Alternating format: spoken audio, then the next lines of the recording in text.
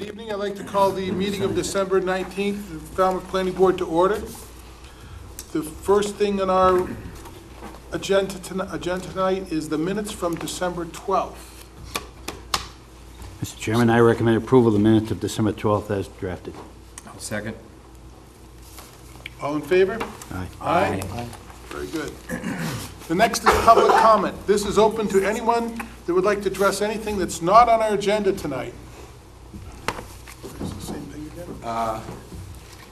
Mr. Chairman, my name is Michael McGrath. I'm a registered engineer and professional land surveyor, but I'm also a skilled practitioner in the reduction of dissolved nitrogen from water. And I think it's time that we had a comprehensive town approach to the restoration of the estuaries. And I'd like to come at a convenient meeting and make a presentation. I will not try to sell any system that I'm involved with.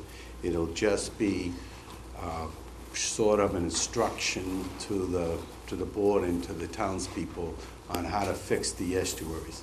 So I would be happy to bring a written copy of my presentation and have it reviewed by the chairman or the planners or anybody, but I think it's probably appropriate that I come before you. I did speak to the West Falmouth Association 18 months ago, and I think it was very positive, the reaction to my comments. So I have sent you an email asking to come before you, so I thought it's appropriate to bring it up now. Thank you. Can we comment on that? What? Can we comment on that? No.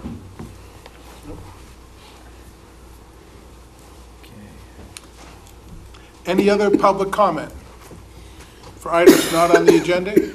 Hearing none, we'll move along. Approval not required for plans received between December 13th and December 19th. The first one we have is applicant Michael and Lydia Conley. Plan of land on Gunning Point Road, lots 87 and 91. Has all the members of the board had a chance to see this? Yeah, BSS. And they're just moving one lot line.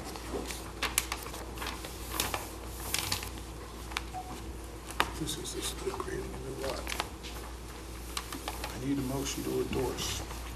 Well, do we want to have listen to the applicant? No?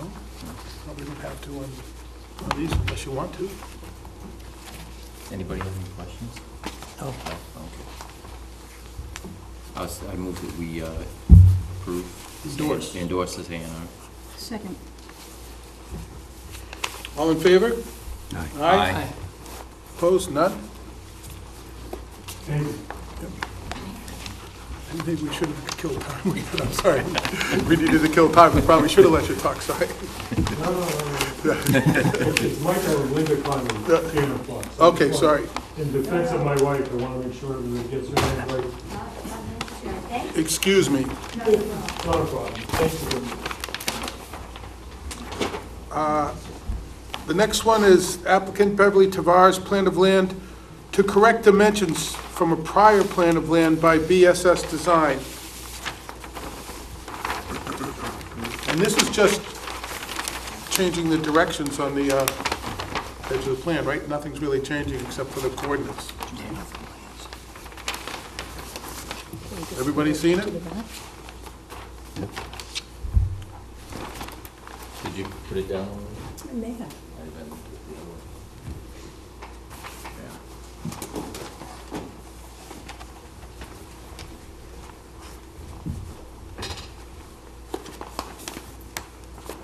See it?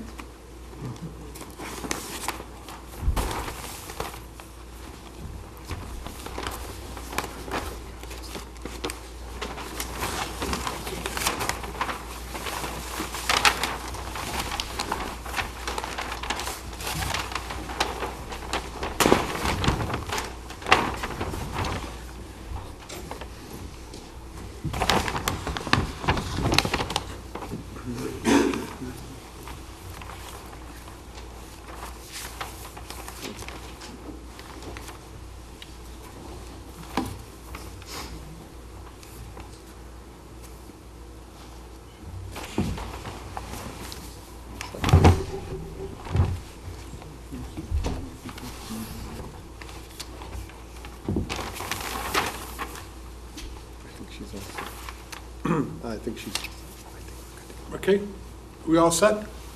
Pam, I was waiting for you to make sure you were all set, Got it right here. okay? Motion to endorse? I move to endorse plan titled Plan of Land, prepared for Beverly Cars, 25 Old Coit Road, Falmouth, Mass. Second. All in favor? Aye. Opposed? Comment, please? Yes. I forgot this. just a, Look, the locus is empty. Oh, Paul, we'll have to correct that. Mr. McGrath, you know, that's PSS. just a little historical factoid, Mr. Chairman. Beverly was the wife of Raymond Tabarros, who was planning board chairman for some 20 years here in town. Wow. We better get the plan right. You get it right. So we'll, I'll let you know that after the vote. okay, I'll take care of so we did vote, right? Yeah. Okay, we already voted. Yeah. The next one is applicant John Hanley, plan of land to adjust the lot line between two lots located at 337 and 347 Woods Hole Road. Just moving this to there. How did you have time to look at this? I'll look at it right now. Okay, take a minute.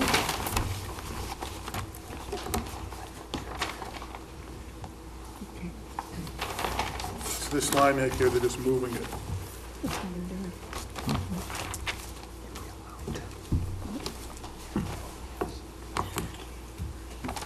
I need a motion to endorse.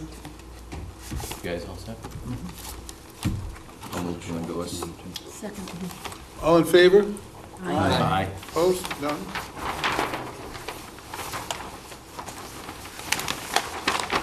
Okay. The next is a continuation of a hearing. So at a hearing, we'll be listening to both the applicant and the audience. For the applicant, do you have anything new or whatever? Come.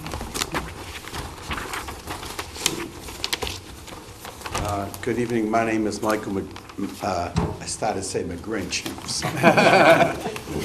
I am a McGrinch in descent.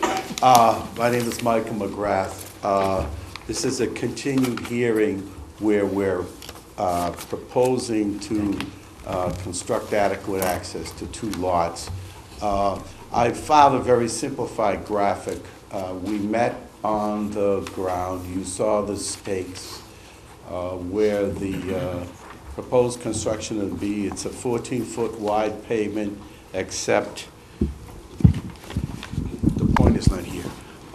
There's a widened turnaround at the curve, and I believe that this provides adequate access for the two lots. There's been several little minor revisions to the construction plans. The drainage system was made bigger over here. The drainage system was altered in response to the town engineer's comments. And there's been a few little minor things like that, but nothing major. I think this graphic is consistent with what was discussed or shown on the ground. So I'd be happy to answer any questions. Oh, I'm sorry. The applicant has filed, I filed an email with him saying that he would propose this be called either Kane Way or Kane Lane. So I didn't see in the town records any road named Kane Road, so it's probably an appropriate road name.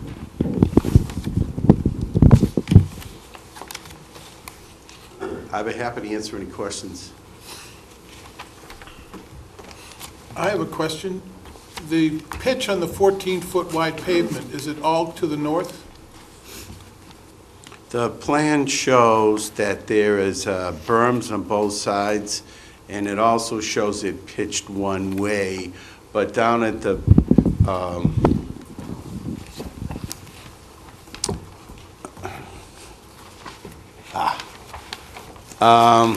it's in this area, it pitches this way. When we come down this hill, this is an 8% grade, and I show berms on both sides.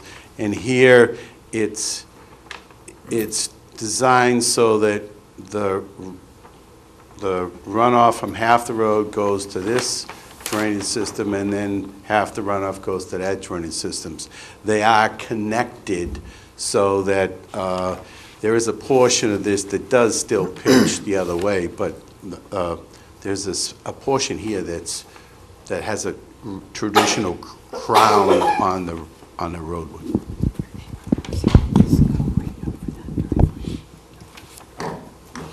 Paul, you had any questions? I thought the site visit was very revealing. That's a very difficult site, both in terms of the roadway and in terms of lot development too.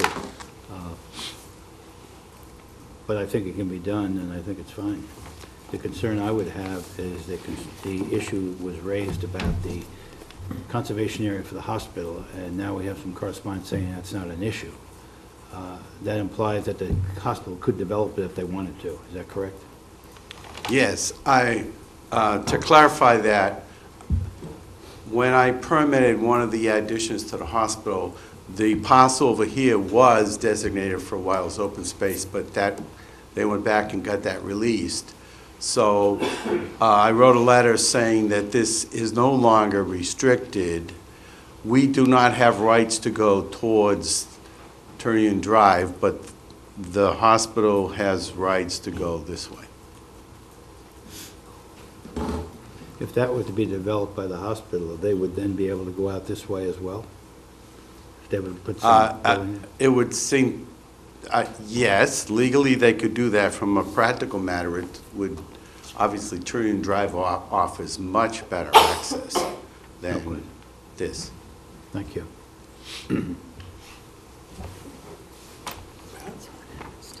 I really don't have any comments. I just am a little concerned about the safety, that nothing can be done of where the road meets what is now the driveway, and then you have to swing left to get onto Hillcrest Drive. I just have a little bit of concern about that.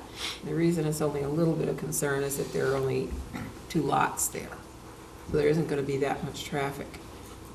I would have concern that during construction of any road there, that driveway be certainly maintained for full usage without it being disrupted somehow. I don't know how that can be done. I'm certainly not in construction. That is a concern that I have. So those are the 2 concerns. There certainly is adequate room for a 14-foot wide piece of pavement through there. It's going to be difficult construction, I think, with all the boulders. I would just say that is a suitable condition that this driveway, that adequate access be maintained to the house on Lot 35 during the road construction. It's a suitable condition. John, how do you see it? A question for you. If this gets approved, your access is going to be a road, a named road. Right. So does that mean their driveway crosses over your named road? And if it does, who maintains, in the future, who maintains the paving, the... My testimony's been consistent that the owners of Lot 1 and 2 are responsible for the maintenance of the new pavement.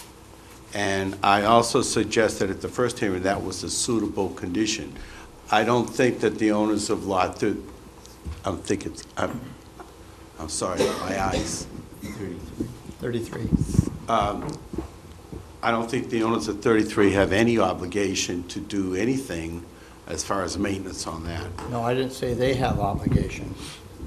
Will you have obligation to maintain what is now their driveway when you merge your road into their driveway? Snow removal?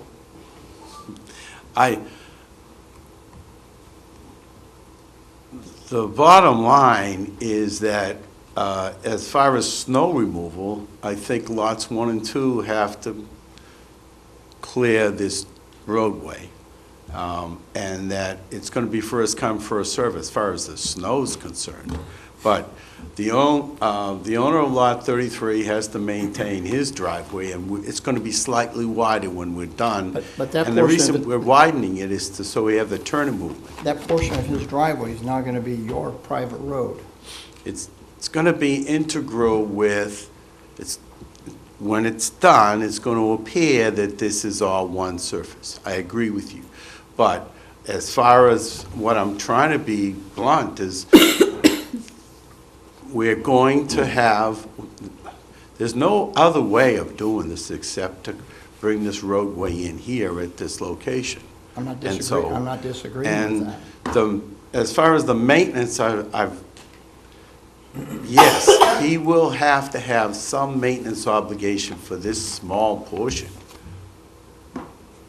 He has the obligation today, and we're going to merge it. We're going to have to share in that obligation. I think you're missing the point. I think your road becomes his driveway. That portion of your road becomes his driveway, not his driveway becomes your road. And a second question for you is there any way that you can round that, soften that curve where you merge into his driveway so you went more into the Hillcrest Drive instead of just intersecting right with his driveway?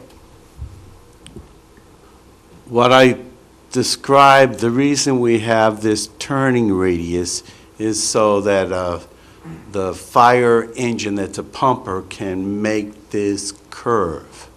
And so that's how I've designed this. So what's called a single unit vehicle or the fire engine can make that turn. So that's why it's designed the way it's designed. 20, 30 years ago, we would have just come out straight, or in the old days. But now it's different. We have to focus on having appropriate turning movements. Okay. No other questions? Yep. So where you have that broken line, I drove up there, I couldn't make the sidewalk, but I drove up there and walked up Hillcrest and saw where that drive is. So my question is, where that funny little terminus is up at the top, where it says Hillcrest Drive, is it the intention that the new roadway, the new pavement, is going to proceed all the way up to that point?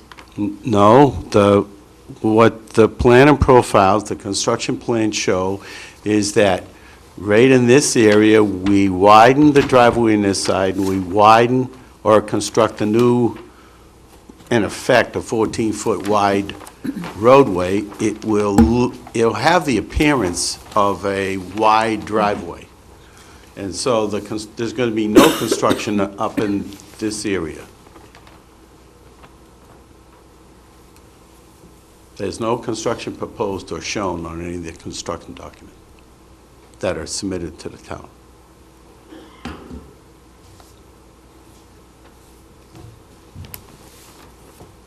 Yeah, I just wish there had been another way to have done this. I mean, it's a very awkward, steep roadway. And, I have concern with people who may be walking up. I know there are only 2 homes, but I have no idea what the activity level of those 2 homeowners might be. I just think it's sort of an uncomfortable plan to me. Well, I look at it in that the average house has about 10 vehicle trips per day. And so I look at this as this is not going to have a significant amount of traffic, to say the least. 2 houses don't create that much traffic.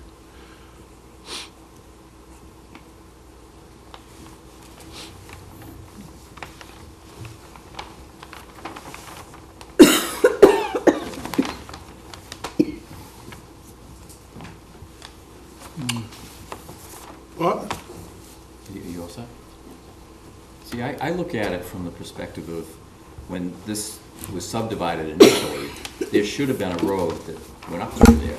And if you were putting in that road, it would look pretty much like what he's drawn there. You would go in, make a curve, and then follow it up to the other lots. I see it, since it's an 80-foot wide layout, the driveway intersects with the road, not the road intersecting with the driveway, because the driveway is in the road layout. And the fact that most layouts, road layouts are 44 feet, you can put a 22-foot wide road in there, going with a 14-foot wide paved section of road in there, I think is the least impactful. We'll have time to discuss this. This is a hearing. Yeah, okay? yeah. This is a hearing, so we want to hear from other people. We get our chance at the end. Any other questions from the board? Yeah, I do have a question, because I'm looking at where it meets the driveway currently, and you've got a 22-foot minimum as the turnoff, the road turnoff, and then it widens, it looks like, to 86 feet. Is that to accommodate the swing of a fire engine or something? There's nothing that's 86 Ah, foot so wide. that's a contour. That's a sorry. radius, there's a radius Sorry. in there, but Okay, there's no, 80-foot radius, but that's a contour. Yeah. 80 foot is Now I this whole see. right-of-way. yeah, The right-of-way is 80 foot with a driveway on it and a 14-foot roadway on an 80-foot. yeah, but what I'm That's not what it talking shows. about is it's marked proposed edge of pavement. And so that's a lot wider across there than the 22-foot minimum as you come in. this is designed so that it could be, this meets your subdivision regulations, 22-foot wide right here. But then, what we did when we designed it, as I said, we designed this so that the standard unit vehicle or the fire engine can drive through and easily fit in that area. So that's how I designed it. And they need that widening there. Yes. Okay. Any more questions from the board?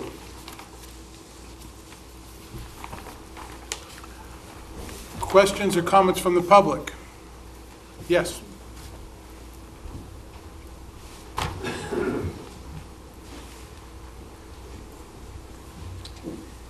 I usually speak with a box, stand on a box. I didn't bring it. My name is Laurel Holman. My husband Larry Ladd and I live at 10 Hillcrest Drive, the house you're speaking of. We moved into the house on August 15th, and we're delighted to make Falmouth our permanent home.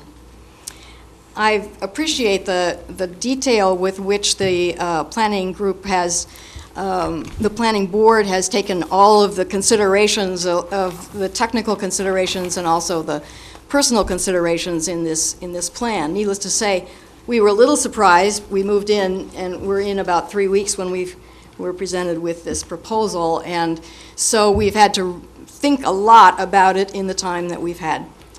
And some of your conversations just now have helped me formulate new concerns. One of them, first of all, the first one in which you just said the hospital, and I believe this is true, the hospital can make construction on their property. They exchanged it for some conservation rights in another place, and so they're free to construct beyond that, beyond Mr. Paltz's property. And the idea that they would have a route go through is, as I understand it, and you can maybe correct me, but as I understand it, this was an original path to the hospital and considered as a second entrance to the hospital when they made their original plans for building.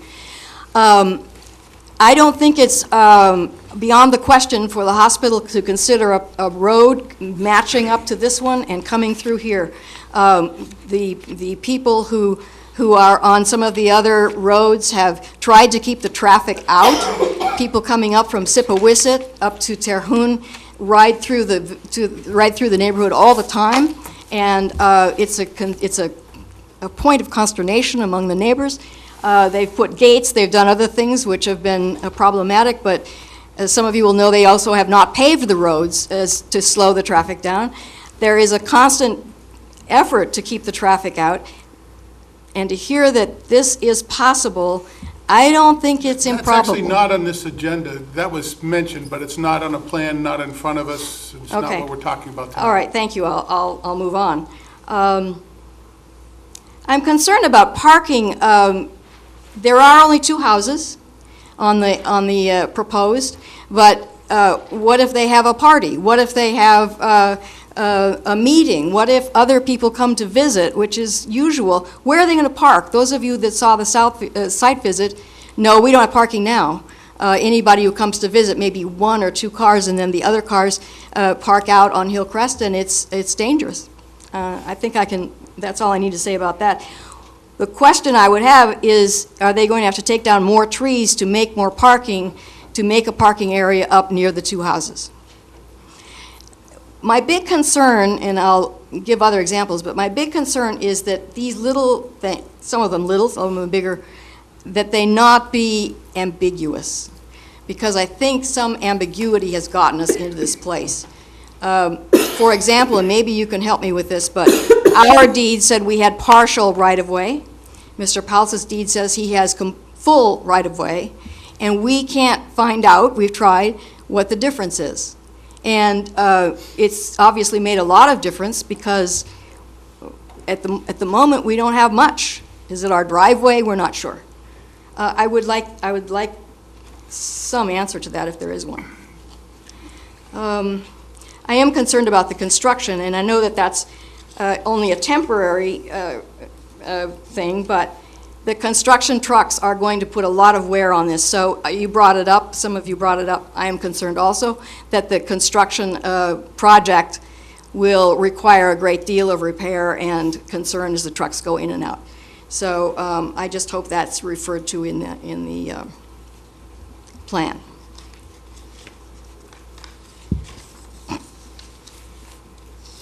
The other question that I think is ambiguous, and we brought it up last time, and I know it's an issue, is the path.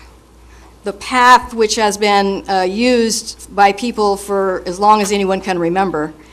And at the beginning of the last session we attended, we heard that the path would be included. At the end of that session, it was not to be included. We want some very specific decision about whether that that path is going to be there. You saw, if you had the site visit, the traffic on the leaves that goes through there. A lot of people go through there. They're not going to just stop. I mean, what's going to happen when that happens? We would like some very clear decisions about what will happen with that path, and we hope it will be included.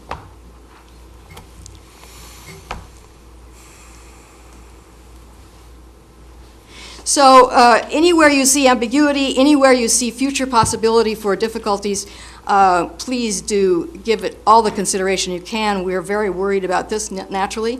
For the question of whether the road was originally developed on plans and then the house was built and the road takes precedence, since we own the house, we take issue with that, and we would like you to take all the consideration of our property into account as you do this plan. Thank you for your consideration.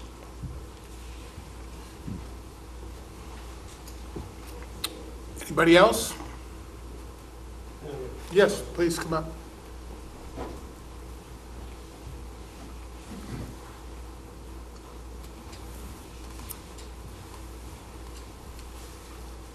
My name is Paul Plasinski. I live at 17 Myrick Drive. I'm here just to support my friends and neighbors on this one. I got a couple of questions of my own. One, after reading some of the information on the planning board on construction of a street, and according to the town planner, that this road has to be constructed and will be constructed to the town specifications for a street. Is that correct? Okay, that also states that at the end of the street, there's supposed to be a turnaround. I do not see a turnaround at the end of this street as required by the town planning board. The other thing, the plan that was available in the planning office when I talked with the gentleman in there, there was no 2-foot elevations around. So is there a drainage analysis been performed on this property? So as to define how much runoff was gonna be there for a 100-year storm? And the drains that are shown, are they catch basins? And are they properly sized so that they would prevent any runoff onto Would the you like to existing review this streets? plan? Have Pardon? you had time to see the plan? Have you gone up and seen the plan with the drainage? I did not see, the plan that was in the planning office, and I was told that that's all he had, did not have 2-foot elevations on it. And you need that in order to do a proper drainage analysis, in order to know where the water's gonna go, and if this has been sufficiently sized to handle the runoff.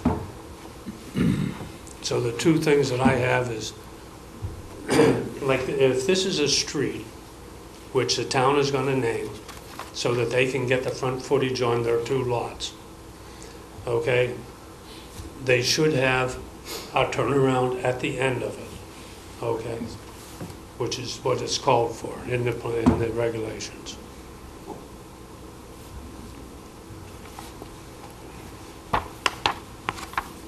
That's okay. Thank you. Any other comments or questions? You want Mike to answer that, drainage? I do have a question. Don't answer. He could. My name is Joseph Chow. My property abuts the Lot 1 and Lot 2.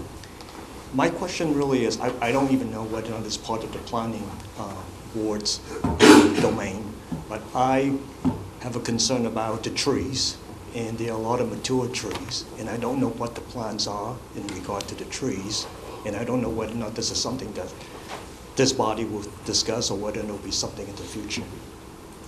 So I just want to log my concern about the trees that we have in these lots. And when we build properties, are we going to take down all of the trees? Are we going to do something different? Are we going to preserve some of the trees? That's my question. It's like my comment as well, it's my concern. Thank you. Thank you. And I do support my neighbors' concerns as I hear them, because there's good neighborly kind of discussions that we must have. Thank you. Good evening, Christopher Lebhurst, 99 Town Hall Square. I'm here tonight on behalf of the applicant as well.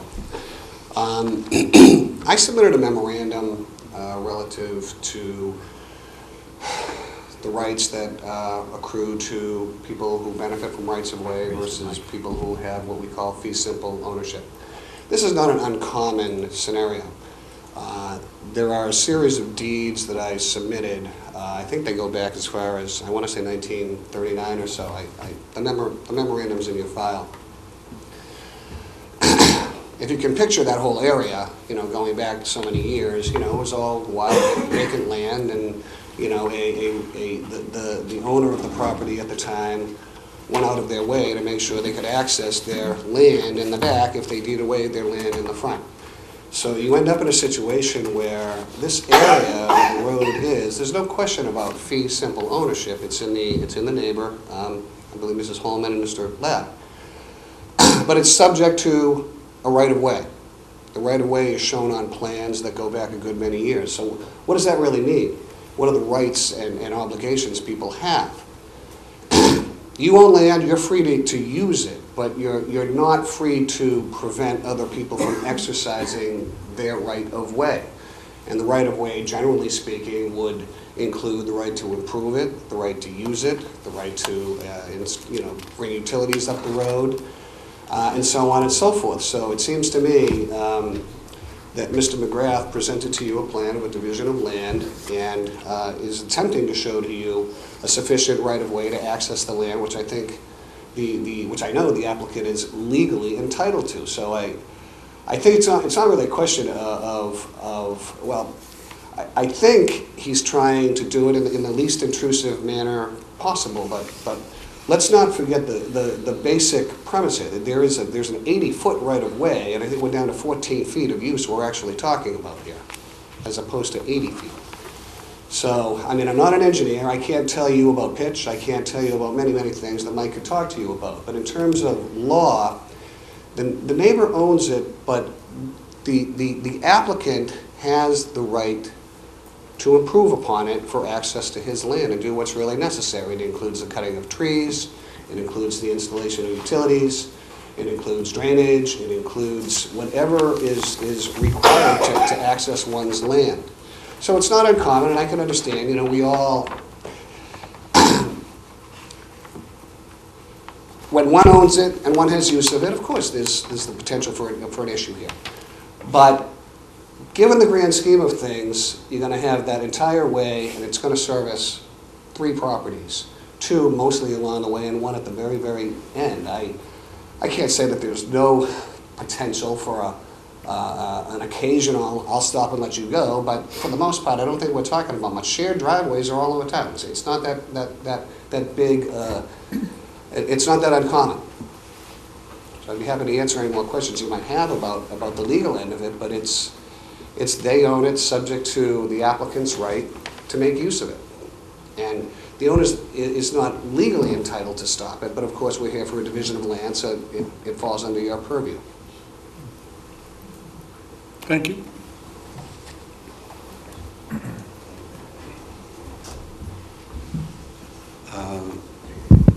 My name again is Michael McGrath. We submitted construction plans to show drainage systems that are at the 3 locations. We submitted drainage calculations. We performed a soils test in the vicinity of the 2Ds. The bottom line is that I've designed 70 subdivisions and 40 miles of roads. So I can name you where the drainage failures were, and they weren't my fault, but in any case, we did supply to the town a drainage design, drainage calculations. We also submitted a topographic map of the area, and I applied for a waiver of your construction requirements, including the waiver of the turnaround. Under the town's access policy, this road existed prior to the subdivision control law, and I believe that if my client was going to build 1 house, he would only have to widen this to 14 feet of gravel with no drainage, no other improvements. So the bottom line is we're dividing it, and we're, in effect, making the access much better than in order to get the extra lot. So the final thing is these lots are, they're in excess of 45,000 square feet. There's no limitation on his land on how much he can cut trees. There's no limitation on their land. The only limitation is there is lot coverages, percentages. But obviously, in today's market, you don't go clear-cut trees when you try to sell land, so. Anyways, I think I've answered all the engineering questions. Yes, John. Hey, Mike, one other question for you, please. And you may have addressed this right at the first meeting, but I'm looking at the plan here, and it addresses a land court case. And I'm looking at the layout of the adjacent lots. This 80-foot right-of-way, who owns it? Please. There's a subdivision plan that created Lot 33 and Lot 34, and it shows these the sidelines of these as the same type of line. That is, they're not defined by bearings and distances.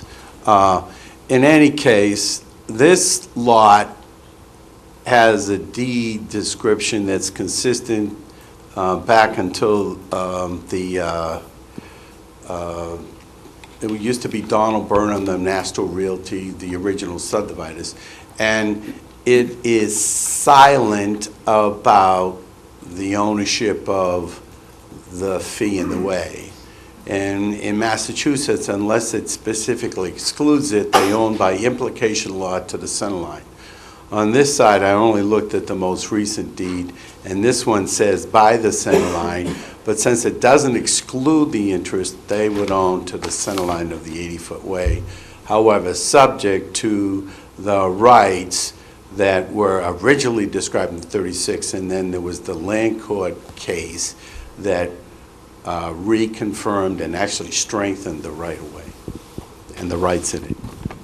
But it didn't address the ownership, or it did? No, it didn't have to. Okay. The right-of-way exists. It doesn't matter who owns it. It Our exists client can improve it. It exists for anyone? No, it exists for the people that have benefit. The people that have benefit it was created back when B.B. Woods, Highfield was all one parcel. It was created when it was the Falmouth Institute. When J.K. Lilly donated he bought Highfield, and he donated to the town of Falmouth. He donated a couple of tracts to the hospital.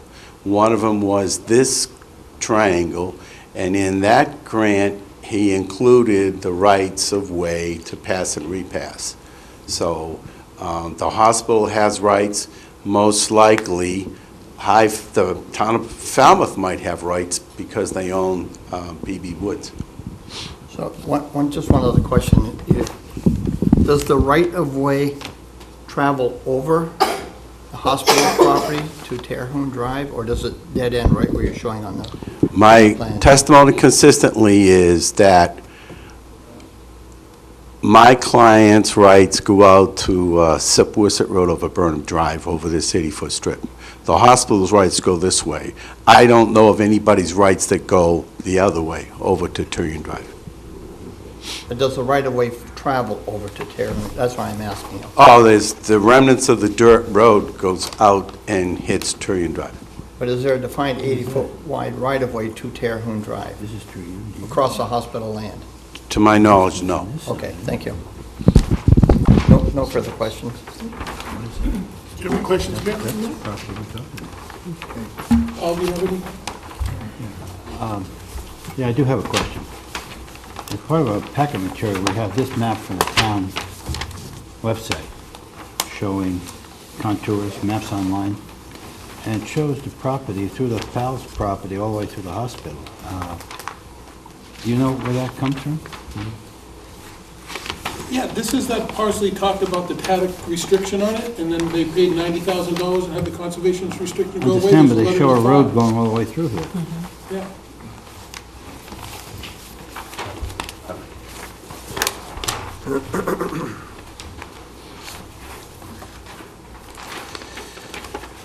The town GIS map, I furnished a copy to the planning board, and I highlighted the Falmouth Hospital land and Terhune Drive. The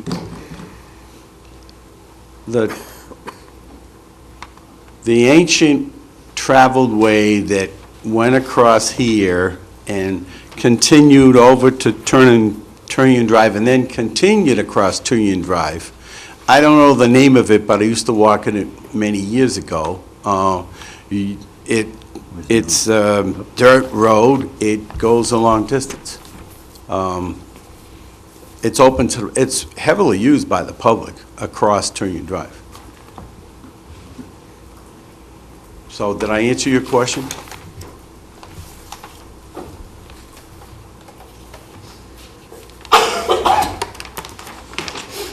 Paul, he's asking.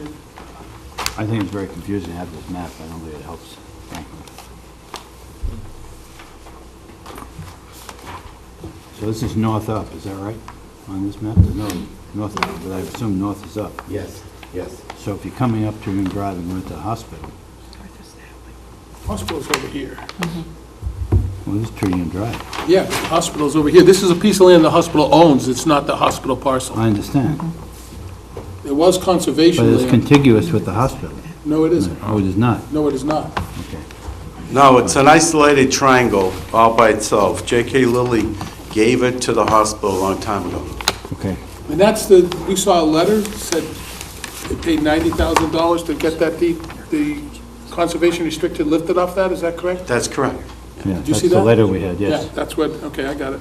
Okay, I thought this was contiguous. No, it's not. It's the other side of the street. Yeah, that's Oh, what it's didn't quite a make ways sense. from the Yeah, it's hospital. half a mile. Yeah, it's quite a ways from the hospital. Yeah, it didn't make sense. Thank you. Yeah.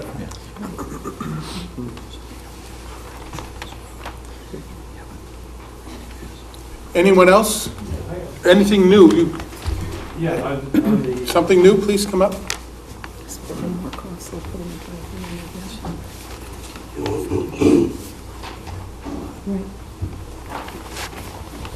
Paul Pasinski again. I've heard this road mentioned as a shared driveway. It's my understanding this is supposed to be as a street, and the town will name this a street. Is that correct? Okay. So according to our existing regulations, there must be a turnaround, and then I heard someone else came up afterwards and said you're being asked to make an exception to that there's supposed to be a turnaround. And I think if the town is going to accept this plan, they should think of, they would have to maintain this. Okay? It doesn't have to be formally accepted. They, as the the planning board member said, though, we don't have to accept it formally and then maintain it. But you can approve it, but it at least should be approved with the turnaround, with the understanding that the town would be able to maintain it, to bring a snowplow down there and be able to turn around, or a fire truck down and turn around. So without that turnaround at the end of the road, I don't think the plan should be approved. Do we have, is a turnaround on the waiver list, or is it required? I don't see that as a requirement. It's on the waiver list. It is, they are asking for a waiver of it. That's what he said, yeah. I guess there's a question. Is it a driveway or is it a street? It's a street. Yeah, the board is approving a way, a street under the subdivision control law. This is not a common driveway. You're approving a street. You have to what? It's not a common driveway. You're approving a street under the subdivision control. This is definitive plan. Right. Yeah. Just offer a couple little comments. Yes. Just to kind of follow up on what Mike was saying. You see it all over town, these lots that are on private ways. Some of them are developed, some of them are paper streets. Generally speaking, if you abut a private way, you look for certain language in deeds. If the deed says you're bounded by the way, generally speaking, you own to the center of the way. If the language in your deed says that you are bounded by the line of the way, generally speaking, you don't own into the way. But I don't, and I agree with Mike, I don't think that's really the issue. Because whether somebody owns it to the middle of the way or to the line of the way, that doesn't change the fact that the applicant has rights over the way. And sometimes you see issues with the assessors because they're not quite sure how to assess an area of land that's a private road, who gets the acreage or who doesn't, and so on. The best depiction of the way is on the plan in the memorandum I submitted. It's on Plan 250-13. It clearly shows the 80-foot way, and it doesn't show it extending into the hospital land. I agree with you that there is this path on the ground, and it kind of creates confusion, but we're not claiming any rights over it. We're claiming rights over the 80-foot right-of-way just to access our property, and we're going no further.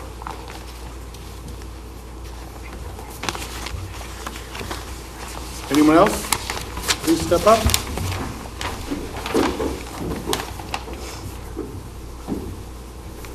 I am Larry Ladd, the other person who lives at 10 Hillcrest Drive, or as it's lovingly called, Lot 33.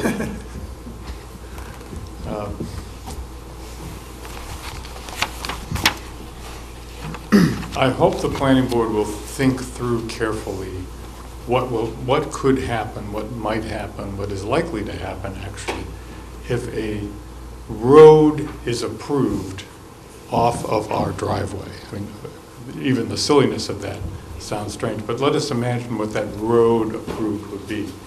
First, we have the question of traffic. There will be a lot of folks driving along Hillcrest who won't know that they can't drive up our driveway and down this street. and think they will be going to Terhune, perhaps, or one other place. You already experienced from your visit, I think, some of the challenges of parking and traffic in that area.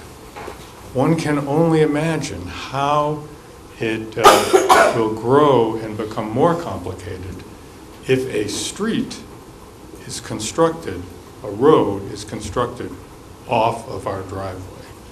You also see that private road, Hillcrest and Myrick and Burnham, those three private roads, and how poorly they are maintained. They're private roads, so they're maintained by our neighbors very badly.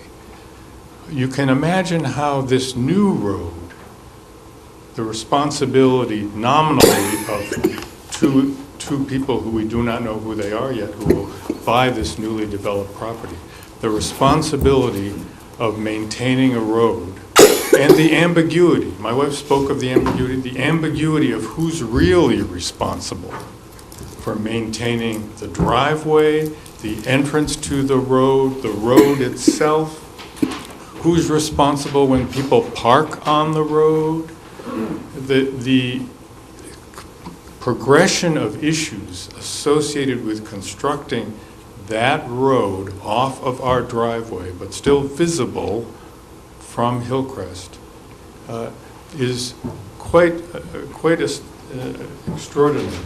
So I think not in a technical sense of planning, but if one looks at that neighborhood and the planning issues, what could have happened in that neighborhood had there been good planning and effective planning.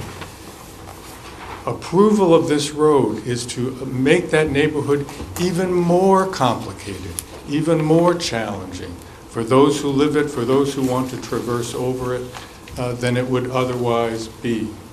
So we certainly hope that road will not be approved, and that the path that serves hundreds, perhaps 1,000 neighbors here in Falmouth, that they use all the time. As you saw, the leaves were all knocked down. When the snow came, the snow was quickly cleared on that path. There are a lot of folks who ride and run on that path and walk on that path, who either will be walking on this road and then the path, irritating the neighbors or something, or they will not be on the path anymore. We don't even know whether there will be a path. We heard several different versions of whether there would be a path at the last hearing. Will there be a path? We don't know. So think through the implications, particularly I would say the planning implications. What one is doing to a neighborhood and the town by approving a road off a driveway that ruins a path.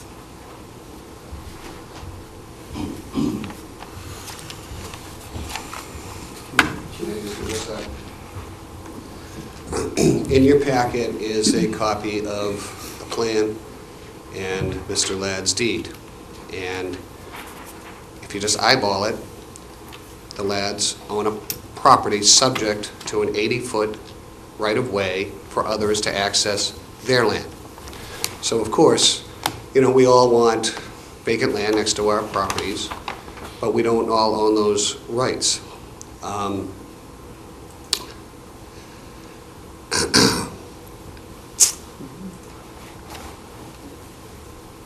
As I said earlier, if you look at 250-13 in the plan, it stops at our parcel.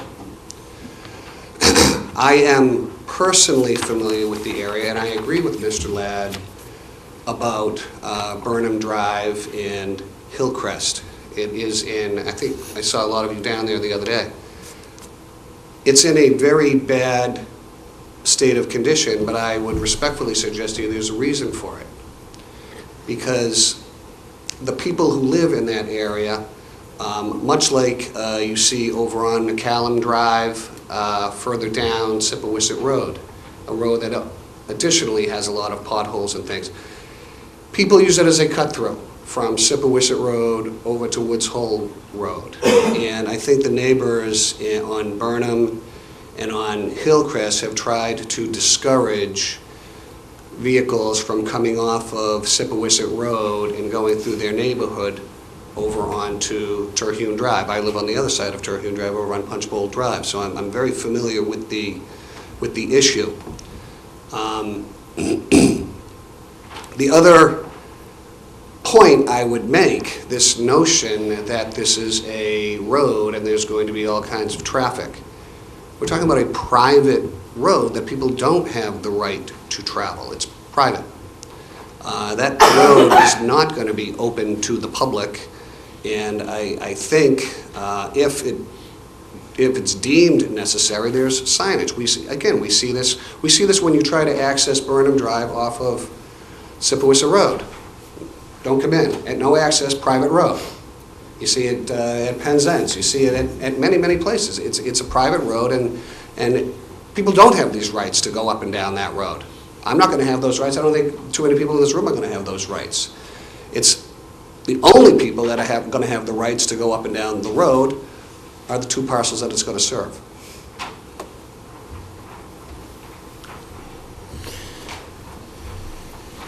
I know that I submitted a copy of the plan that is recorded in Plan Book 250, page 13, and it shows, as I described, this, the sidelines of the way. What I just heard was because they chose to build their driveway here and not anywhere else along their entire frontage, which appears to be in excess of 200 feet, because they chose to build their driveway there, they say that you should, because of, quote, because it's ambiguous or because of perceived traffic issues, that you should deny this subdivision plan. Well, which came first, the chicken or the egg? The bottom line is that they could have built their driveway anywhere along the frontage, and they chose to build it there, or their predecessors and titles built it there, and that's not good enough to block access to my client's land. So anyways, I hope the planning board will find that the plans are suitable to provide adequate access to two lots, and I hope you will approve the project. John, you have more questions? One final question. As I'm looking at the site plan, it appears to me, if I read it correctly, that lot 33 doesn't have frontage on Hillcrest. It has frontage on Burnham Drive. Is that correct? On this plan right here, you don't show any frontage on Hillcrest. You show the lot line going to Burnham. Plan Book 250, page 13, shows the entirety of Lot 33, and this would be the plan of record that created Lot 33. It has a total of 105.31 on two courses on, 30 feet on Burnham Drive, 75 feet on the intersection, then 48 and 149. No, I'm sorry. Let me restate it. It has 30 feet on Burnham Drive and then 75.31 on the intersection. Then he has 418 feet of frontage on the way. On the way, but not on Hillcrest Drive. Right. He has the 75.31 on the intersection. Okay. I'll submit this again. You have. Well, I'm looking at it right here, so. No, I mean, this is the one. Not developed then. Okay, thank you very much. I didn't drive up. Anyone else like to be heard? Yeah, I got your time for one more question. Sure. This is,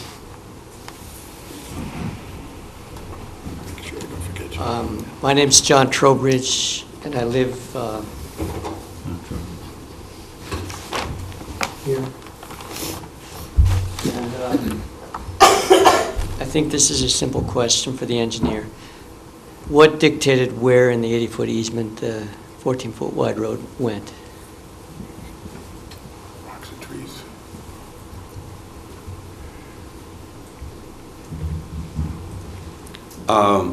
I used to live on Standish Avenue, and I was very familiar with this.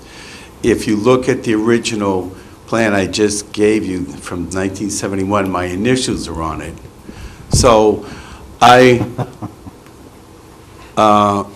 drove this a couple times way back in the 70s. I drove through to Turning Drive. It's been blocked for a long time. What I was trying to do was minimize the disruption. There is, when you walk down the path on this side, there's a cut slope that I would say goes from waist high to shoulder height along this area. And so I was trying to minimize the construction by basically hugging this end of the right-of-way. So that's what my design was. Try and minimize the disruption of the environment by putting the road right next to the obviously disturbed area that was once the roadway. I don't know quite how to state this because it is a legal question, so I'll just put my thoughts forth. We've had property now on 2 private roads, and our ownership, from my understanding, again, not being an attorney, is that our ownership went to the center portion of the road, the center line of the road. Now, when I'm looking at this and there's an 80-foot wide of right-of-way, I would say, okay, the properties along that on both sides, including the Trowbridge property and the lots that are not developed, therefore own to the center part, the center line of that 80-foot right-of-way. Now, my question comes in, well, okay, so we're going to put a 14-foot wide pavement in there.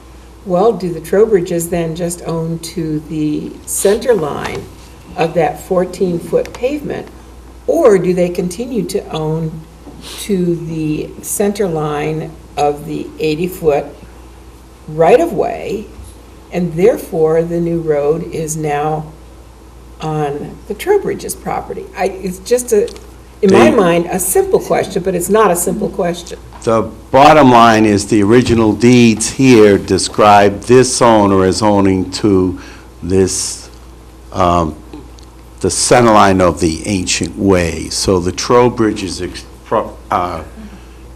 don't own all the way out here. The Trowbridges own to the original center line of the traveled way. So then a follow-up on... It's different, the ownerships are different in here compared to here. Okay, so then a follow-up is then, in effect, Lot 1 and Lot 2 would then own all the remainder of that right-of-way, it would appear. Yes. Huh. And that's what my plan shows. It's outlined in green there, this highway. But if you look at the final plan too, that's what my plan shows. Mm-hmm. What's the address of Lot 33, is it?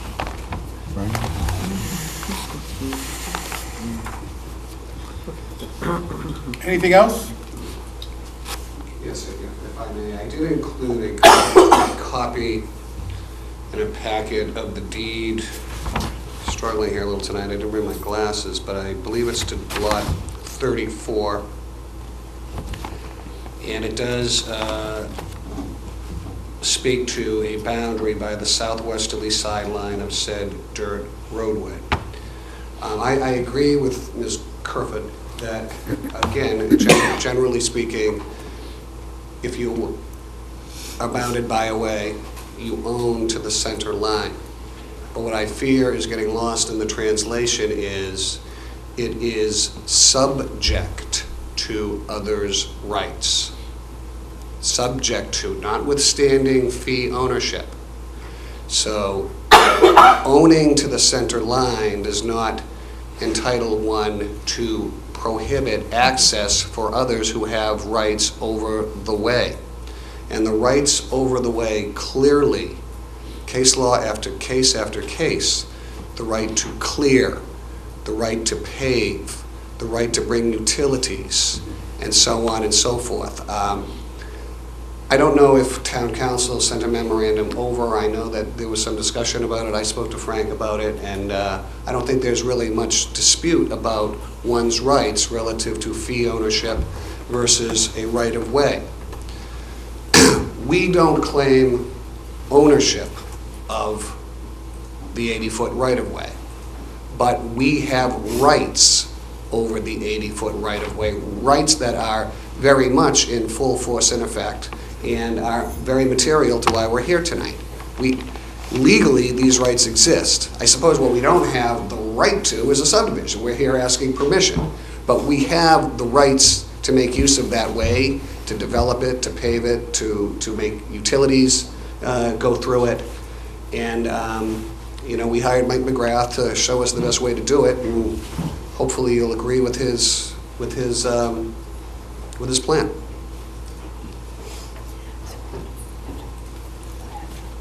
Anyone else from the public need to be heard? Any board members? Yeah. Paul? Lot 33 that you're showing there, what's the address? Is that on Burnham or is it on Hillcrest? Hillcrest Drive. It's on Hillcrest. Thank you. I have just a quick question. Any emergency vehicles that need to get, because there's not going to be a turnaround, so any emergency vehicle then is going to have to turn into someone's driveway, back out, come back out again? Is that the... Brian, do we have a letter from the fire department saying that they're satisfied with the access? Do you have a referral back from them yet? I thought I saw something in the file.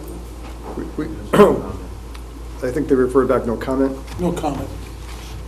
Again, board members, to help you get through the weeds here a little bit, remember, you're holding a hearing, you're getting some testimony. The applicant has asserted certain rights, public comments. Take all this information in, and you will digest it when you discuss it and then decide it. Don't try to decide it tonight. You're getting a little ahead of yourselves. Usually do. It's okay. I'd like to hold you back. Okay. I'm all set. All set. Half an hour. We need a motion to close.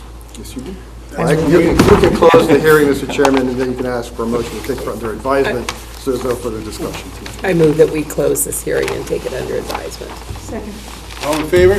Aye. Thank you very much.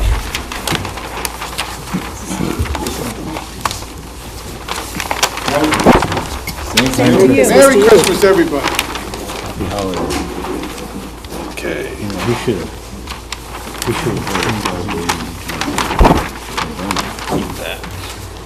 He's on the other guy's right.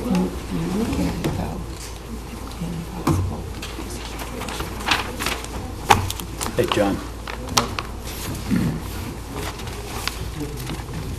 Ready to go? Okay. The next is a decision. The applicant, Bogosian Development LLC, site plan review to construct a mixed-use building at 661 Main Street, Cape and Islands Engineering. As previously noted, I am recusing myself. And I am recusing myself.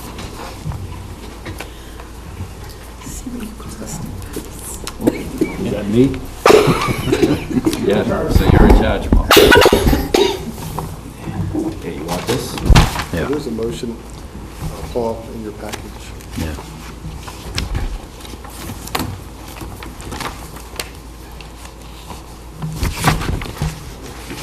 I'll read the motion. Please. 12/19/17 draft motion that the planning board vote to approve the application of Bogosian Development LLC under Article 39 site plan review of the zoning bylaw for a plan entitled Proposed Second-Story Apartments, 661 Main Street in Falmouth, Massachusetts, prepared by Cape and Islands Engineering, dated September 26, 2017, revised 10/3/17, 11/6/17, 11/28/17, and 12/11/17, scale 1 inch equals 20 feet, 4 sheets, along with floor plans and elevations prepared by Longfellow Design, dated September 28, 2017, scale 1/8 inch equals 1 foot 0 inches, sheets A 0.0-A2.1, with the following findings and conditions. Findings. The applicant seeks to make alterations to an existing structure located at 661 Main Street, map number 47B050120000A. A second story will be added, resulting in a mixed-use development consisting of 4 commercial units on the ground level and 7 residential units on the upper level with associated parking, drainage, and landscaping. The parcel is .94 acres of land for 40,939 square feet in Zone Business Redevelopment, BR. The applicant is looking for a parking reduction as allowed in the Business Redevelopment District, Section 240, 240J, for the proposed mixed-use development. There are currently 26 parking spaces on the site. An additional 10 spaces would be required with the proposed new uses. The applicant is requesting to maintain the 26 spaces without the addition of 10 new spaces, a 28% parking reduction. The board finds this acceptable and below the 50% reduction the board may permit given the proposed retail and residential uses. The applicant has responded to referrals from the Falmouth Engineering Division dated November 9, 2017, providing additional drainage calculations. The applicant's attention is directed to the Falmouth Fire and Rescue's correspondence dated October 5, 2017, regards the installation of an automatic sprinkler system, installation of a fire hydrant to service the sprinkler system, etc. The applicant is also directed to the Falmouth Water Department referral dated October 4, 2017, and the subsequent tie into the water service main due to the installation of an automatic sprinkler system. The planning board has reviewed the proposed floor plans and elevations and finds the elevations appropriate for this area setting. Conditions. The plan shall be constructed as approved. Any changes shall be reviewed by the planning board to determine if a modification of this decision is necessary pursuant to Section 240-183B of the zoning bylaw. No permit for full or partial occupancy shall be issued until the planning board is satisfied that the condition of this approval and predecessor approvals have been met.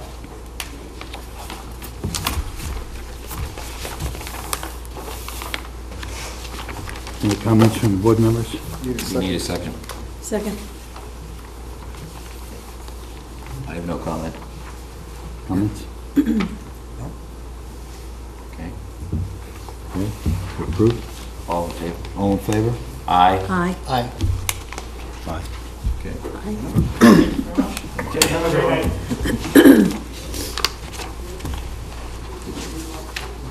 Yeah, that's done.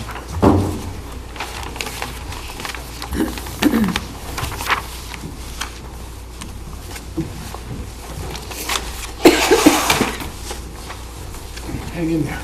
I know.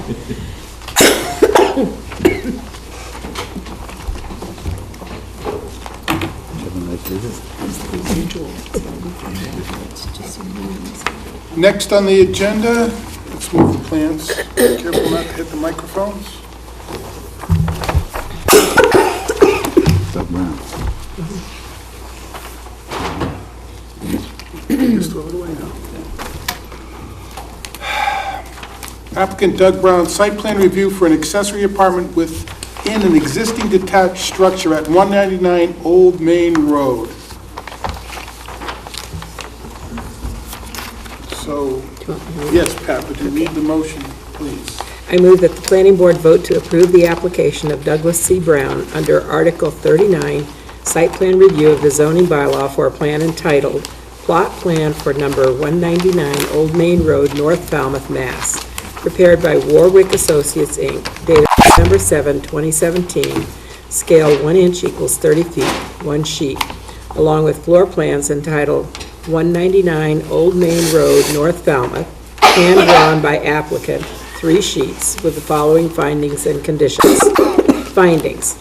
The applicant, Douglas C. Brown, seeks to convert a portion of an existing detached structure at 199 Old Main Road into a 796 square foot, 1-bedroom apartment with associated existing parking. The accessory structure is a 2-story barn, incidental to the primary structure, a 5-bedroom single-family home, sited on a 2.76 acre lot, 120,112 square feet. The existing finished square footage of the primary residence is 2,835 square feet. The proposed percentage of total floor area of the accessory apartment is 28% of total floor area in relation to the principal structure. The parcel is zoned Business 3, B3. The planning board's review is restricted to the exterior of the building and deferred to the building commissioner as to issues related to building code, including but not limited to egress and separation from the proposed apartment floor plan and the surrounding space within the detached structure. Although not a requirement, the board recommends the applicant consider renovating the primary elevation of the accessory building to more appropriately resemble traditional design standards of a barn or single-family residence found in the surrounding North Falmouth Historic District. The applicant's attention is directed to the Water Department's referral dated November 22, 2017. Each occupied structure on a parcel must have a separate water service with meter. The referral indicates a separate submittal for a water service to the Water Department is required for review and approval. Findings pursuant to Section 240-23I of the zoning bylaw. A, only one accessory apartment shall be allowed per lot, and the above referenced application and plans comply with this requirement. B, either the principal dwelling or accessory apartment must be owner-occupied for a period of 7 months in every calendar year, or owned by a nonprofit organization or government authority whose purpose is to provide affordable housing. The board will condition its decision accordingly. C, either the principal dwelling or accessory apartment may be rented, but not both. During the 5 months, the owner-occupant may be absent. Rental periods shall be no less than 6 months, and weekly/monthly rentals, summer rentals so-called, are expressly prohibited. Neither the principal dwelling nor accessory apartment shall be used as commercial accommodations at any time. The board will condition its decision accordingly. D, the accessory apartment shall have no more than 2 bedrooms and a maximum of 800 square feet of floor area, or 40% of the floor area of the principal dwelling, whichever is less. The above referenced plans comply with this requirement. E, the total number of bedrooms on the lot shall not exceed 4 when the lot contains less than 20,000 square feet. The lot contains 120,112 square feet of upland. Therefore, this requirement is non-applicable. F, the board makes no finding on nitrogen loading and defers to the Board of Appeals for review as a special permit granting authority under Section 240-98C. G, the board finds the architectural effect is that of a barn, customarily incidental to a single-family residence and compatible with the surrounding neighborhood. H, the application for site plan review shall include the information contained in Section 240-195C, unless waived by the planning board. The board finds the information provided satisfactory in order to make a decision. Conditions. 1, the plan shall be constructed as approved. Any changes shall be reviewed by the planning board to determine if a modification of this decision is necessary. Pursuant to Section 240-183B of the zoning bylaw, no permit for full or partial occupancy shall be issued until the planning board is satisfied that the conditions of this approval and predecessor approvals have been met. 2, either the principal dwelling or accessory apartment must be owner-occupied for a period of 7 months in every calendar year or owned by a nonprofit organization or government authority whose purpose is to provide affordable housing. An affidavit shall be submitted annually to the building commissioner, signed by the property owner, attesting that the principal dwelling or accessory apartment has been owner-occupied for a period of 7 months and not otherwise rented as set forth above. 3, either the principal dwelling or accessory apartment may be rented, but not both. During the 5 months the owner-occupant may be absent. Rental periods shall be no less than 6 months, and weekly/monthly rentals, summer rentals so-called, are expressly prohibited. Neither the principal dwelling nor accessory apartment shall be used as commercial accommodations at any time. Second. Any further discussion from the board? Can you, one moment, please, Mr. Chairman?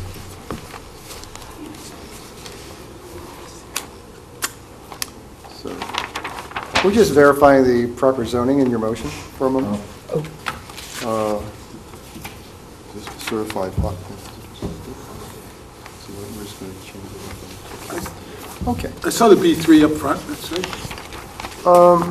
Is there a B3? Yeah, the front plan, I heard her say B3. Well, I'm just making sure the accessory apartment is in a residential zone. It is. according to the certified plot plan.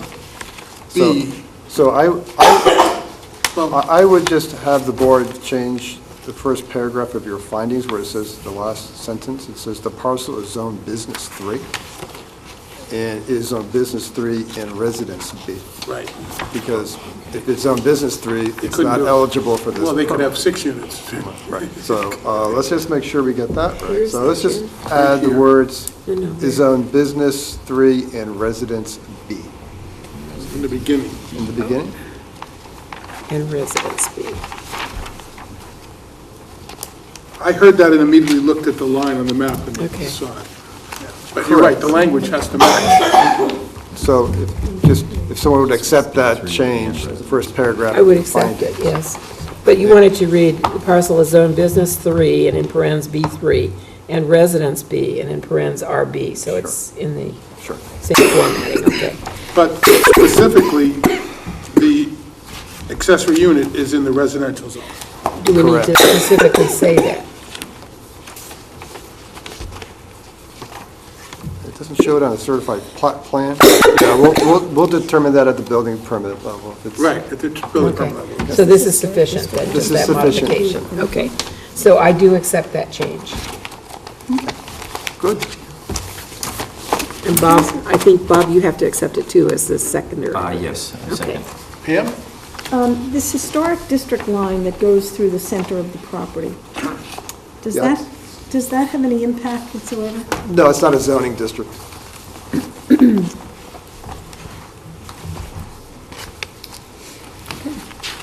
Sorry for that. Just making sure. All in favor? Aye. Opposed? None. Okay.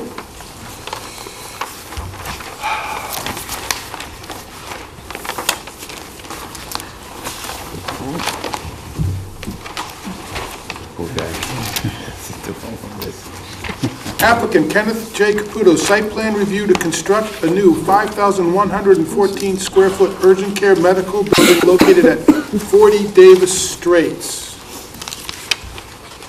We have a draft decision. Would you like me to? Want a break, or do you want Bob? No, you can read. Go ahead, Bob. Here. 12/19/17 draft.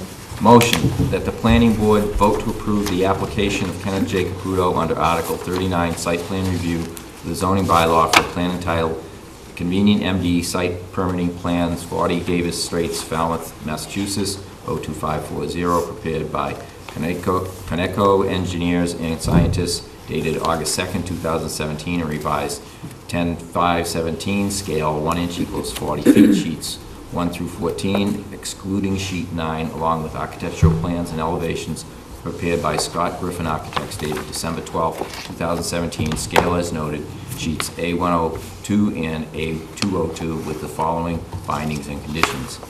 Findings. The applicant, Caputo Project Delivery Solutions Corp., proposes to redevelop a parcel located at 40 Davis Straits, map number 3921-004E000.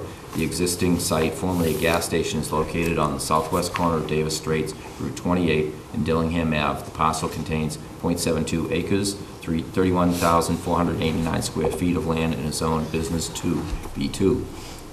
The proposed redevelopment seeks to demolish the existing gas station and construct a new commercial building, Convenient MD, with associated parking, landscaping, and drainage. The applicant has responded to the Falmouth Engineering Division referral dated September 18, 2017, with revised drainage calculations and site detail, proposing to keep all site runoff from entering Dillingham Ave, Davis Straits, and surrounding parcels.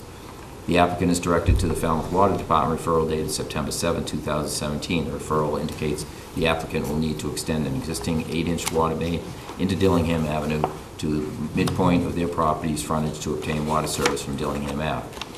After several iterations of the site plan and architectural elevations, the planning board finds that the above referenced plans comport with redevelopment envisioned for this section of Davis Straits as outlined in the Cape Cod Commission's Davis Straits Planning Study. The board thanks the applicant and design team for revising the above reference plans for the board's comments and recommendations. Conditions. 1, the plan shall be constructed as approved. Any changes shall be reviewed by the planning board to determine if a modification of this decision is necessary pursuant to section 240-183B of the zoning bylaw. No permit for full or partial occupancy shall be issued until the planning board is satisfied that the conditions of this approval and predecessor approvals have been met. Second. Paul, any comments? No comments. John? No. Pam? Thank you. Yeah, I would like to Good thank... job. Just, I mean, the fact that you were so responsive, they've taken a little while, but I think that you work well with your client to help them to understand that Falmouth is different than New Hampshire. So I thank you for that. I would also like to extend my thanks for working with us on this, and I think this is going to set the tone for the redevelopment of that area, and I think you'll be very proud of this building. I think we'll all be real proud of that on a prominent corner of our town. Yes, Thank you very much. So welcome to the neighborhood. Okay, thank you. When are you going to finish? Hasn't started yet. Hey, we haven't voted yet, so... One step at a time. Okay. Any other comments? No. All in favor? Aye. Aye. Opposed? None. Thank you. Thank you, and Merry Christmas, everybody. Merry Christmas to Christmas to you. Okay. Wow. Not even 8 o'clock. We got more. We're not done yet. Planning board, this is a discussion for a planning board amongst ourselves. Davis Straits multifamily district for a zoning article. Oh, that's another one. This is just a discussion. The only thing that I came up with thinking about this is I think it needs to be done in conjunction with form-based zoning, and Brian's mentioned that the commission is jumping in and will be working with us to cover those issues. Yes, in fact, they were awarded a grant to come up with some software packages that help develop these form-based codes. Pat and I and Charlotte and Corey met with the commission staff last week. They are going to pick up this ball and run with it. We'll advance those discussions with Laura over the next couple of weeks. And they will essentially almost act as your staff. They'll be here on more than an occasional basis to help the board move this process along. So I envision talking to them over the next couple of weeks, and perhaps maybe a formal reset study, but they will actually have some staff time devoted to assisting the board. And they understand that the board wants it to be a multifamily. They understand that you want to have certain development rights to be able to transfer it in. You understand that you want to have certain densities and by right. So they're very excited about it. We met with the chief planner and their in-house counsel. So we'll meet again over the next, like I said, couple of weeks, and hopefully formalize a schedule to get this process going a little bit based on the board's, guidance and parameters. They'll turn the wrenches and fill in the blanks for you a little bit. I had another thought too about this, and I want to discuss it with them. I'm not saying that we should do this. This is for discussion. That we consider also not maybe a minimum of residential units. So forcing the mixed use, so that we can't have a commercial building come in, put in a flat top, and not use the second and third floors of an area where we think, and that's just for discussion. I'm not saying, but I want to talk about that, because I think if we had it, we would have units on second floors. And that's, and my remembrance of my time on the local comprehensive plan is we really need housing in the areas where there's highways and sewers. I don't know if you read the article, but Martha's Vineyard, Oak Bluffs, has just done this very thing. They just voted, Yule Hopkins is chairman of the planning board, and they have just voted that the very same thing. Commercial property, that's being redone, rehabbed. Second floor will be residences. And I happened to be with my brother this weekend in New Jersey, and, because everyone has cousins in New Jersey, right? And, Not really. it's an old Saturday Night Live skit. No one goes to New Jersey except you have cousins in New Jersey. Anyway, so they've just voted the same thing. Rather than go into areas and say, let's rip this down and rebuild affordable housing, it's what can we do with the commercial space that's there, keep it commercial, and do as much mixed use with residences above. And if you read the article from Oak Bluffs, it really summarizes everything that EPA was doing with smart growth. And Kind of similar to what we just did on 661. Yeah. it is, but this is much larger scale. I think of the Falmouth Mall, whatever that's Right, called. that's where I was coming from. I wanted to talk about the Cape Cod Commission, see what they thought in that entire reset plan, if we were to put that component in, that would have to be mixed use. I'm not saying we should do it, I want to talk about it. I just think that should be part of our discussion with Yeah. I do, affordable housing. I do as well. So you'll see that, again, probably a few agendas in January. Okay. Paul? I'd like to see a better definition as part of this, what the Davis Straits Reset Plan is. Perhaps a sketch would be helpful too, because people don't look at this and not know what the Davis Reset Plan is. So if we were to put in a sketch or define it. document. Sorry? It's a huge document with Well, just a sketch. all kinds of drawings. Well, let's define it then. Can we define it in words? Well, we'll have a locus. We were talking about that 7-acre Right. starting at point in that triangle area. So it will be defined, yes. Somehow we have to define it, that's all. Otherwise, there'd be a lot of confusion. They will insist. What's the scope of work? What's the area we're looking at? We'd love to be able to, we discussed a little bit, broaden that out, go down East Main Street, go down to the harbor, one step at a time. It might, and eventually, or it might progress, but. Hey, we're moving fast on our 50-year plan here. Right. Right now, Fast tracking. let's start with the multifamily, let's start with the Davis Straits area, that area we had discussed before. Right. Doesn't mean we're going to stop there, it means it's where we're going to start. Right. I have full confidence you can do it. No pressure. Can, but does he want to? He's leaving. Well, I think Well, the Cape Cod Commission is, Brian, it was a $100,000 grant and 3 towns are splitting it, isn't that what you said?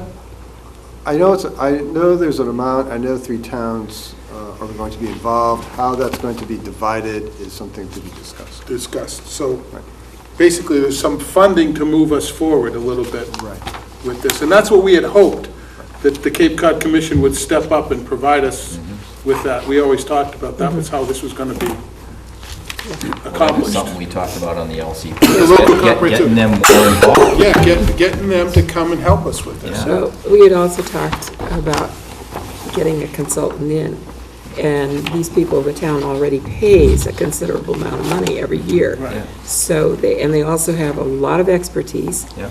And they have a lot of depth, because they did an initial study, then they did the reset study, so it's not like they have to get in at the bottom level. They're already a few jumps ahead. And Brian, you mentioned to me prior to the meeting that is specifically, this grant is related to including some form-based zoning.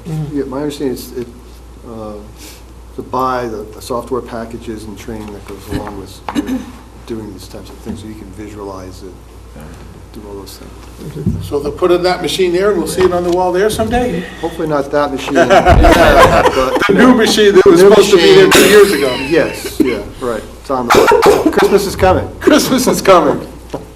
right. But that's the idea. Okay. Full color boxes with the circles and arrows. I was looking Jim, for uh, mine. Jim. No, Oh, John. I only had the one. John, sorry, I missed you down Mine there. buried. Excuse me. Easy to do.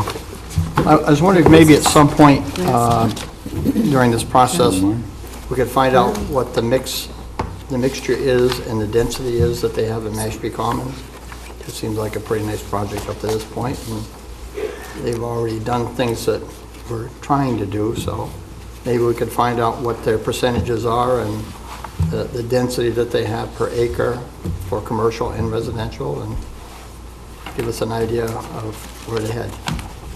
Might want to talk about lot coverage, and all the things they have there, because they got a lot of lot coverage.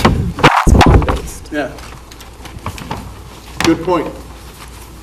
Thank you. Make sure we bring it up when the Cape Cod Commission's here, because they're the ones that have to do it. If I forget, maybe you'll remind me. We'll work on it. We got it written down. So is that good enough for the discussion on multifamily district tonight, folks? Everyone comfortable? Okay. Moving along, the zoning article, April town meeting, ground-mounted solar array in agricultural districts. Yeah, there was a letter I passed around that recommended. The only thing I brought a concern of is the front yard, but Brian seems to think that that we have some protection about accessory structures in front yards are already prohibited, unless it's a special permit. Is that correct? You gotta make sure, this is about principal structures. This is principal This is structure. a principal structure. The only use of the land is the solar array. So, you know, that you'll still have your side yard and front yard setbacks. They'll be subject to those dimensional regulations. But it's not an accessory use. It's not accessory use, but could there be a single-family home in the middle of this thing? With a solar panel in the front In the middle of yard? a solar array, everybody has a hobby. But I think the risk management, I don't think that's gonna happen. But yes, it could happen, but my sense is we're okay. As long as you don't have children that want Yeah. to play ball. Yeah, let's put it this way, yeah, you might have some single-family residences in this area. Because now it's a special permit use, I might have a lot nearby, so that's why it's a special permit use. But the accessory setback issues won't come into play, because it's for an accessory structure or accessory use. So again, it's still a special permit. It can be conditioned by the Board of Appeals accordingly, based on what they find. Okay, Will there be a lot coverage in it? They'll have to comport with, they'll have to comport with, if it's deemed to be impervious, they'll have to comport with lot coverages, absolutely. It's another principal use in the district. Right? Thank you. That's the the, ones I've been involved with have grass everywhere, except for the footings. well, the cement, Yeah. anything that's impervious will probably be counted as lot coverage. Should we perhaps add in here, subject to the zoning bylaw standard setbacks? No, this is a use section, Oh, okay. right, we wouldn't want to, They're already there. nowhere else do you find that qualification anywhere in the bylaw. It would be a determination of the building commissioner whether there's a structure that has to comport to setback. Okay, I bring this up because this was a That was a- large discussion. Yeah, that was a comment brought forward by the Board of Appeals. No problem. They are structures, and they would be required to adhere to setbacks, front yard, side. Okay, and no, the reason I'm bringing this up, Brian, is because when we were looking at rezoning, so that, to accommodate that off of Brick Kiln Road, that was one of the major concerns, is appropriate setbacks, and so that's why In this instance, the minimum setbacks would be 10 feet and 20 from the side and the rear, and 25 in the front. The Board of Appeals could reasonably condition it if the circumstances dictate for, pushing it back from something. Okay. But the standard setbacks will apply, whether it's a single-family home or ground-mounted solar array. It's the same dimensional setbacks, lot coverages, height. Okay. All that 3D box would apply to these structures. Okay. So this will be something we'll have multiple hearings on. You'll have a hearing sometime, probably in February. The warrant closes, I believe, on January 14th, second Friday. Something like that. Once the warrant closes, we'll schedule you a hearing, and it'll probably be either late February or early March. That, on this article and your other article for the accessory apartment, and any petition that you sent. Well, actually, you know something? Once this goes down to the warrant, to get it ahead of the curve, we will probably publish a hearing for you Yeah, that's, in January. Don't need to get that. You don't have to wait for the warrant to close. Just like we did before, back in August, we can get it going for you. can we send an invitation, make sure all the town meeting members know that this is being discussed? Sometimes it's better to have a discussion at a planning board meeting instead of a town meeting floor. No, you'll have your hearing at a planning board meeting. Yeah. It will be advertised and whatnot. The warrant will have closed. It probably will have been voted by the selectmen, but we'll have your ads in before that. Okay. Get you ahead of the curve. We have to wait for the warrant to close to get the petitioners in. But we can get you we can get your advertising done, your procedures done, such that we get you some extra time. I guess I was asking, can we send an email to all the town meeting members saying this hearing, if they're interested, they should come to the hearing? We were pretty successful the last time we did an article, and we went directly to the town meeting members, made sure they had an opportunity to come and discuss it, prior to having a huge discussion on town meeting floor. Let me see about that. Instead of having just a special meeting for them, I'm combining, like, we had a special meeting for the town meeting members at the Herman Room for the accessory apartment bylaw. We mailed it out to them, said, come in and talk. A lot of them came. Yeah. Well, a few of them came, but there was an opportunity, and I'm just saying, I'm trying to combine the two things into one here so we don't skip that, Yeah. because I think we were successful because of that. Well, when we schedule the hearing for you, what we can do is, we'll do an email blast to the town meeting members. We'll give them the public hearing. That's all I wanted, yeah, that's all I wanted, just do the same, because I think that helped us. It helped. Okay. Paul? The letter you referred to from Mr. Webb refers to the by right use. I think that's something we need to discuss in detail.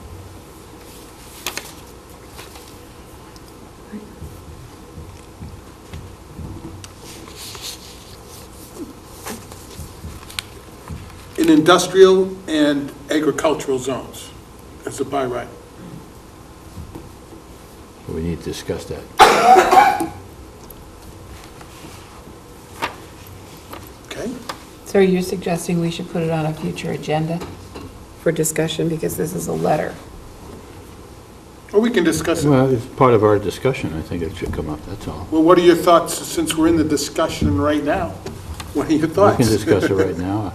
I think Because that's what we're doing right now, right? If you look at some of the other boards, they're probably not going to be very happy with the by right usage. I imagine the zoning board of appeals would want to have a special permit review of a major solar panel.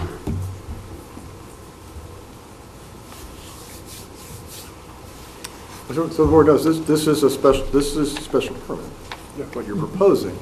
Yeah. The letter proposes to have it as a matter of right. Right. Yeah. So, And okay. as a matter of right. Do you think it should be by right, Paul, instead of a special permit? No, I'm just saying we need to discuss that. He's proposing a by right, and we're talking about a special permit. I believe it should be a special permit. So do I. Yeah. I'm just saying, I think we should Okay. address the issue. Oh, I thought we had, but I Okay. understand. We're talking a special permit here, right? Yes. It's going to come up, that's all. Okay, so we're there. And it's special permit granting authority in this case will be the ZBA, is that correct? That's correct. So- Should be. I know, so that's what we're all talking about, right? Right. Yeah. Okay, Okay? that's fine. We're all on the same page. So for agricultural zones, that makes a lot of sense. It's really a residential zone. Right. In the future, the board may want to consider Mr. Webb's letter for industrial zones. Is there a proper use for a light industrial B, like the tech park, where you can't have single-family homes? Maybe not light industrial A, certainly light industrial C, it's already there. Right, it's already in light industrial C. So, is that what you really want to put the tech park, solar panels as a principal use? It's not in this article, but it could be in a future article, is what you're In a saying. future article, you may want to discuss, the other industrial zones. And I think it's good to go small steps, too. I'm happy with it. That's another discussion. Right. So you would need a motion to send this to the warrant for the town meeting. So moved. Second? All in favor? Aye. Opposed? None. I passed around the general correspondence before the meeting, so you all had a chance to see it, right? I have not seen it. I wasn't Yes, we did. here. Oh, that's the Oh, only one, that's okay. it, yeah. Okay. I thought there was more. There was another one, but it's not pursuant to anything tonight. It's in the general. You can look at it anytime you want. It's not I on did any, look at that, thank you. it's not on our agenda tonight, so I didn't bring it up. But it's there for you to look at if you want. Actually, I was just copied on a letter to somebody else. It's communication, yeah. It wasn't directly to me. Future agenda items. Maybe we should put Mike McGrath on. Yeah, let's find a good time for that. Put what? Mike McGrath's Mike McGrath. idea. I think first he should submit a presentation first before we put it on. Let's read it, and then, Yeah. if we like it, bring him up. So Yeah. is he going to give us a ask him for a presentation? I thought he alluded to a presentation. They offered It's to just- provide it. I think it's a presentation he has already made. Right. So, again, your decision will be to allow him to address the board. I wouldn't want to edit his presentation. He has the right to Right. proceed. But we should know what's in it before we, Oh, sure, yeah. Take a look, here's what I want to present. Is it And then we'll have- appropriate, is it appropriate for public consumption, all that stuff. okay. So ask him to present it something, and we'll vote if it's appropriate or not. That's There you go. good. Yes, Paul? What he's talking about probably deserves to go to the Water Quality Committee. There's a Water Quality Advisory Committee that's looking at the wastewater issues, and perhaps that's a more appropriate place for him to begin. Well, I think he wants to educate us because But we don't get to say that. We get to do the planning board. Yeah. Us, yeah. Yeah, We need it, because yeah. we look I at wanna septic learn. systems and Oh, denied I'm not systems opposed to it, and I'm just saying, I all think that all the they- time. I particularly want to look at it because we waived some of these 3, 4, 5, well, 5-lot subdivision situations. We need to know, I need to know more about it. Let's see what he has to say. Yes, let's see what he has to say. I think that's worth talking about, because John mentions about, we have 40B housing, some are in, some are out. I think that's an issue we need to address. I think it's a valid point that he's raised on a number of occasions.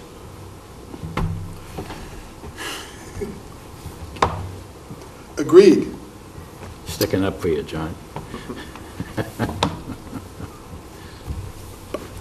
Well, Merry Christmas, everybody. The next meeting's January 9th. Yeah. You didn't say future agenda items. That's what we just talked about. You want more? You have more, I'm sorry. Well, I think it's appropriate, maybe not the next time, but we need committee reports. We haven't had those in quite some time. So it might be appropriate to have that. Sometime in January, let's get committee reports on the agenda. Yeah.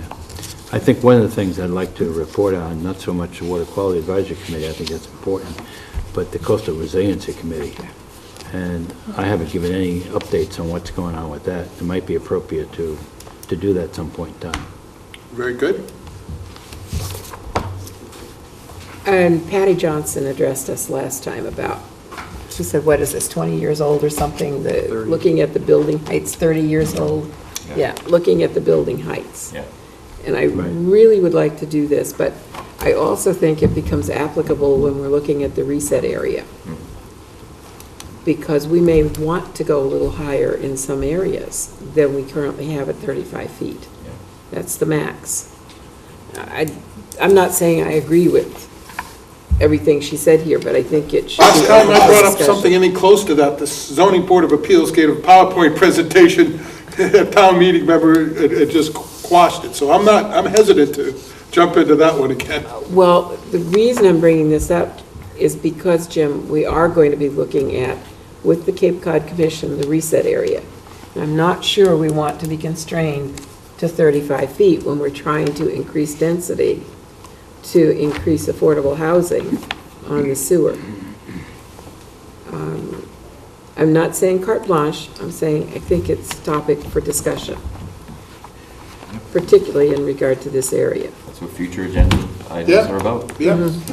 might be simply just go 3 stories instead of 2.5, too. It might be something like that. Yes. Let's talk about, let's put that on the agenda, too. Because I think that's something the commission would be looking for our feedback most definitely on. It changes things. Well, we can Changes the weave way that they can into look the at meeting we're things. going to have with the commission, right? That's where we'll... Paul? Make a motion, we adjourn. Second. All in favor? Aye. And Merry Christmas, everyone. Merry Christmas.